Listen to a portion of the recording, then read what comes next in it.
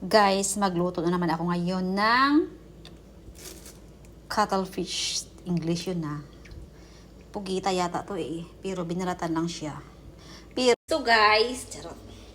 Maghihiwa ako ngayon ng ingredients ko para sa cuttlefish. Charot. Kasi nga guys, yung lulutuin ko ngayon is Spanish recipe. So, nakaluto na ako nito before. Charot, English yun. Parang 3 times ko na ito naluto. Maghihiwa ko ngayon ng sibuyas. So yan guys, maghihiwa ko ng sibuyas. Medyo ito paghihiwa ko, medyo marami. Kailangan chachapin ko siya. Guys. Dos.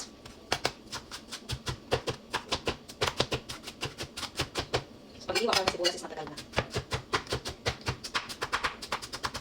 Kailangan ko sa chopin siya ito.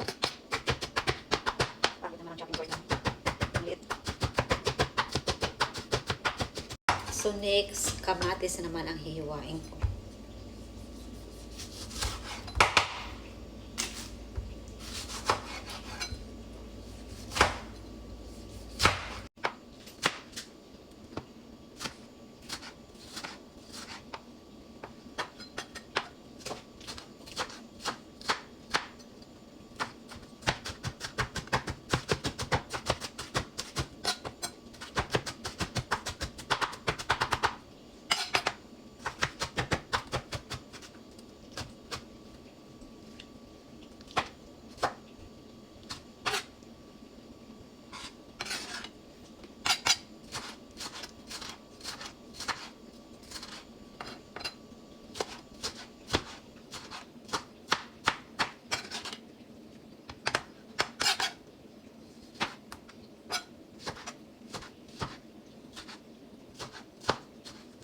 So next, garlic or bawang.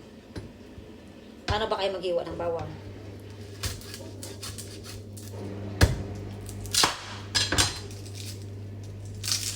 Ganyanin ako eh. Kasi masakit sa kamay pag gaganyanin ko. O diba? So isa-isahin ko na lang.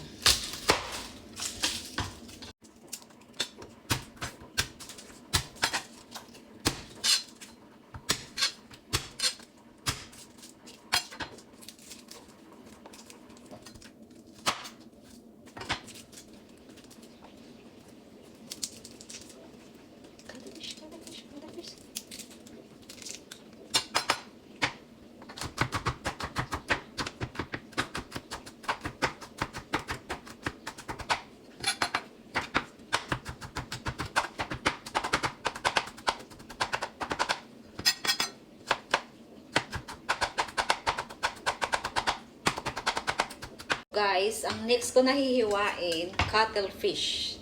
Pero parang pugita yata to eh. Or pusit. Pero cuttlefish, grabe itong lalaki nito. So, kailangan hiwa-hiwain ko na siya. Pero pag ang hiwa ko nito is dapat maliliit.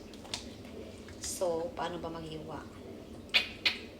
Ganyanin ko na lang.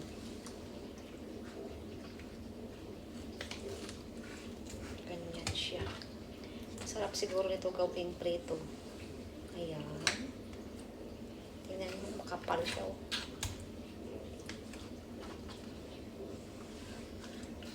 Pangit kasi ng chopping board namin, oh. Kasi nga, hirap talaga pag sa kusina ka lagi, ano? Magluluto ka. Tingnan nyo, guys.